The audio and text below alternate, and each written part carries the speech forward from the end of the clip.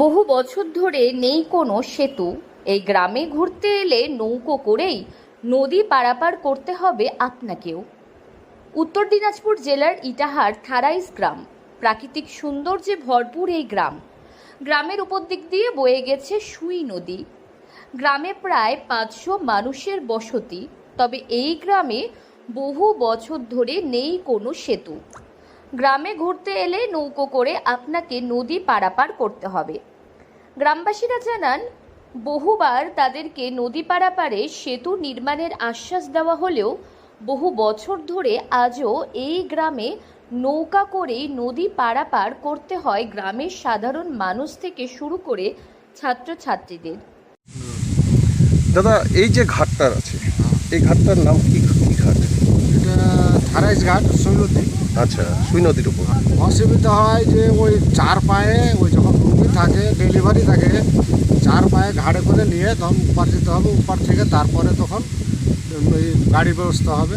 খুবই অসুবিধা, ধান জমি খাত যত আছে নিয়ে আসতে পারে না তারা। আচ্ছা, আর এই লোক এই বাগ দিয়ে যাতায়াত করে, হাট আছে, বাজার আছে, কিন্তু খুবই অসুবিধা। এখন নৌকাতে নৌকাতে বর্ষার সময়, বর্ষা তাও সব সময় কিন্তু নৌকাতে।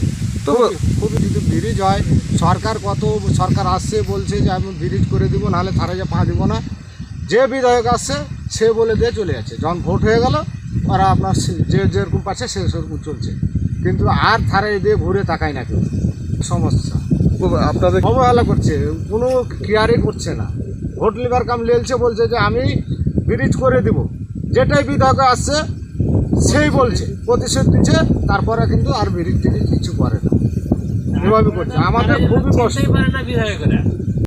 তবে শুধু থারাইজ গ্রাম নয়, ইটাহার থানার মারনাই অঞ্চলের হোসেনপুর, কেলাগাছি সহ আরও অনেক গ্রামে যাওয়ার কোনো রাস্তা নেই। স্বাধীনতার পর থেকে এখনো পর্যন্ত নদী পারাপার করেই এই গ্রামগুলিতে যেতে হয় সাধারণ মানুষকে। গ্রামের বাসিন্দাদের অভিযোগ, ভোট আসলেই রাজনৈতিক দলের নেতৃত্বরা সেতু নির্মাণের আশ্বাস দেয়, কিন্তু ভোট পার হলেই আর কাউকে দেখা যায় না এলাকায়। ফলে বছরের পর বছর নৌকো করেই নদী পারাপার করতে হয় এই গ্রামের বাচ্চা থেকে বড় সকলকে। তবে খরার সময় গ্রামবাসীরা নিজেদের উদ্যোগে বাঁশের মাচা বানিয়ে নদী পারাপার করলেও অনেক সময় মাচা পার হতে দুর্ঘটনার কবলে পড়তে হয় সাধারণ মানুষকে। এমনকি বর্ষার সময়ে মাঝে মাঝে নৌকা ডুবে সাধারণ মানুষকে দুর্ভোগের মুখেও পড়তে হয়।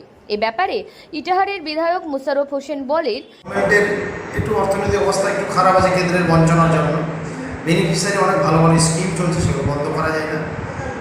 এগুলো দাবি আমি বারে বারে বিধানসভায় তুলেছি, অধিবেশনে তুলেছি, লিখিত আকারে কোশ্চেন অ্যান্সারে, কলিং মেনশনে, এবং এমনকি আমাদের রাজ্যের সফল মাননীয় মুখ্যমন্ত্রী মমতা বন্দ্যোপাধ্যায়ের কাছে আমি দাবি করেছি ব্রিজ করার জন্য।